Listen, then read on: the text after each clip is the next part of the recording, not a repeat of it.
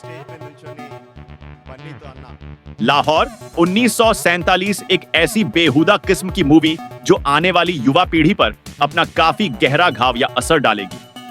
लेकिन दोस्तों, ये हम नहीं बल्कि खुद साउथ इंडिया के सबसे बड़े दिग्गज डायरेक्टर, जिन्होंने टॉलीवुड को बॉलीवुड के तगड़े मुकाबले में खड़ा कर दिया और साउथ को बाहुबली, RRR जैसी कई ब्लॉकबस्टर फिल्में दी, मगर आज जब उन्होंने लाहौर 1947 पर अपना एक ऐसा नजरिया जाहिर किया जिसकी वजह से सनी पाजी और लाहौर 1947 के दीवानों में एक अलग ही भूचाल मच चुका है। इसीलिए वीडियो को आखिर तक जरूर देखना, क्योंकि आज पर्दे के पीछे छुपा वो सारा सच हम आपको पूरे विस्तार से बताएंगे। तो दोस्तों, इन दिनों लाहौर 1947 का हर एक पोस्टर हजारों की तादाद में बिक रहा है और इस मूवी को लेकर एडवांस बुकिंग भी जोरों पर है। हर थिएटर स्टेडियम का मंजर दिखाने के लिए बेताब है, लेकिन इन सब के बीच एस राजामौली के उस बयान ने हर किसी के रोंगटे खड़े कर दिए। तो चलिए दोस्तों, हम आपको उस सच्चाई पर से पर्दा हटाकर पूरी बात बताते हैं।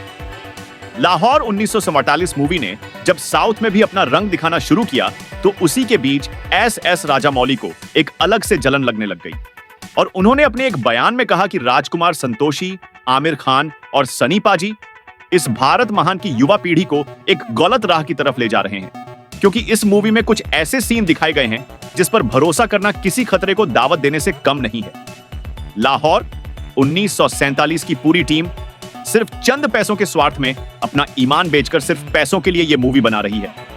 इसे तो अच्छी साउथ ने भारत को मूवीज दी है, इन झूठे मक्कारों को क्या पता कि देशभक्ति किस तरह की चीज है।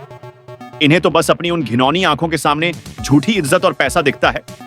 लेकिन दोस्तों, आगे एस राजामौली ने उन बेहुदा सीनों की पोल खोलते हुए कुछ ऐसा कहा जो शायद इस लाहौर 1947 मूवी का काला सच सबके सामने ला दे। एस राजामौली ने कहा कि जब मैंने राजकुमार संतोषी से इस मूवी के बारे में बात की, तो उसी वक्त मेरे सामने कुछ ऐसे छुपे हुए सच आए जिन्हें देखकर और सुनकर मेरा चेहरा एकदम से ही चिलचिला उठा और शायद मैं उस समय किसी गहरे सदमे में ही चला गया था। वहां एक सीन में एक मजदूर के पूरे परिवार को सनी पाजी ने एक लड़ाई लड़ते हुए शहीद कर दिया और वो पल मेरे लिए इतना गहराई वाला था कि जो मुझे हैरान और अचंभित करके रख दिया। और उसके बाद उस मजदूर के पूरे परिवार की लाशों को एक साथ पेट्रोल डालकर जला दिया गया और ना ही उस सीन में सनी पाजी को कुछ कहा गया और ना ही उस परिवार की फिर कभी बात की गई। अब आप ही बताइए कि जिस मूवी को देशभक्ति का सामान देकर इतना बढ़ा चढ़ाकर दिखाया जाए, उसमें अगर ऐसे राज हों तो फिर दिल पर क्या गुजरेगी। इसलिए मैंने देश की युवा पीढ़ी के लिए इस मूवी को खतरनाक चुनौती का रूप करार दिया है। लेकिन इसके बाद राजकुमार संतोषी ने भी अपनी चुप्पी तोड़ते हुए कहा कि आपको जो सीन मैंने दिखाया वह सिर्फ एक डेमो सीन था।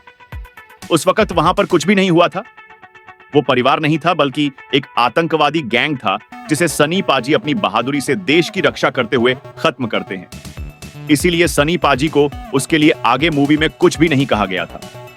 बाकी वहां पर ऐसा कुछ भी नहीं हुआ था कि जिसकी वजह से हमारी युवा पीढ़ी को नुकसान पहुंच सके। बाकी अगर आप हमारी फिल्म को ब्लॉकबस्टर होते हुए देख रहे हो, तो फिर आपके मन में तो एक अलग ही जलन होगी। ऐसी झूठी बातें बनाकर हर कोई दावा करता है। जब हमारे सामने तुम्हारी टिकने की औकात नहीं हुई, तो फिर बॉलीवुड इंडस्ट्री और बॉलीवुड दर्शकों को हमारे खिलाफ करना चाहते हो। अगर ऐसी घटिया किस्म की सोच लेकर तुम ये बयान दिया है, तो इस मूवी के बॉक्स ऑफिस पर कलेक्शन देखकर खुद ही अपना चप्पल निकालकर अपने मुंह पर मारोगे।